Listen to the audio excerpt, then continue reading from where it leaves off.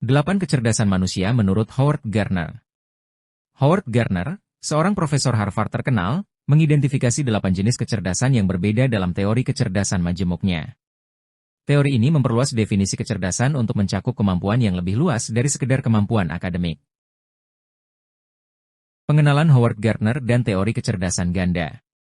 1. Teori revolusioner. Teori kecerdasan majemuk Gardner menantang definisi tradisional kecerdasan yang terbatas pada kemampuan logis matematis dan linguistik. 2. Kecerdasan beragam. Gardner mengidentifikasi 7 jenis kecerdasan yang saling terkait namun independen, seperti visual spasial, musikal, dan interpersonal. 3. Aplikasi luas. Teori ini memiliki implikasi penting dalam pendidikan, psikologi, dan pengembangan diri individu. Kecerdasan linguistik. Kemampuan berbahasa. Kecerdasan linguistik melibatkan kemampuan untuk menggunakan dan memahami bahasa secara efektif, baik lisan maupun tulisan. Sensitivitas verbal.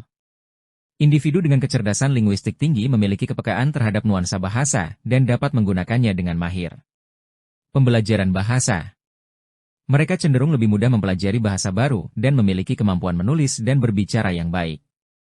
Profesi cocok. Penulis, penyair, jurnalis, dan pengacara merupakan contoh profesi yang cocok untuk mereka. Kecerdasan logis matematis. Berpikir abstrak.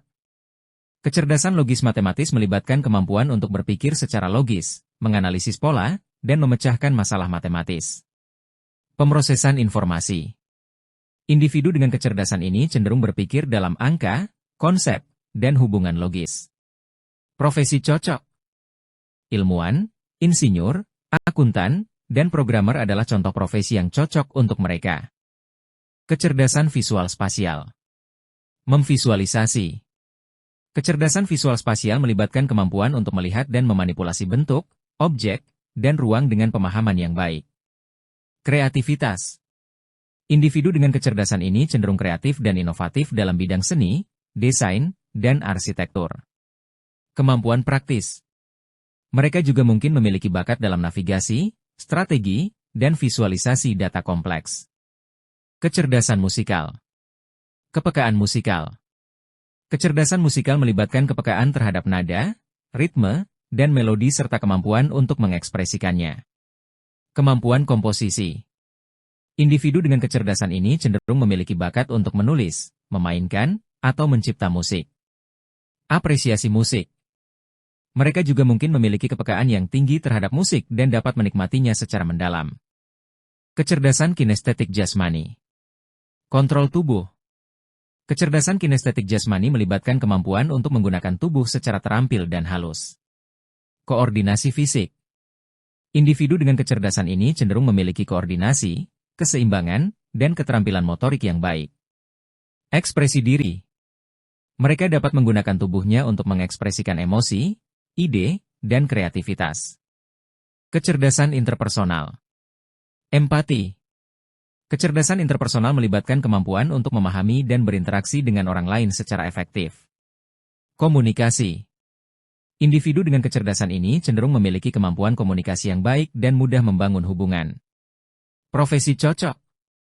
Profesi yang cocok untuk mereka termasuk konsultan, pelatih, dan diplomat. Kecerdasan intrapersonal. Kesadaran diri. Kecerdasan intrapersonal melibatkan pemahaman yang mendalam tentang diri sendiri, termasuk emosi, motivasi, dan kepribadian. Refleksi diri. Individu dengan kecerdasan ini cenderung introspektif dan mampu mengatur diri sendiri secara efektif. Pengembangan diri. Mereka mungkin tertarik pada pengembangan diri, spiritualitas, dan menjadi ahli dalam bidang yang mereka minati. Kecerdasan naturalistik. Kepekaan alam.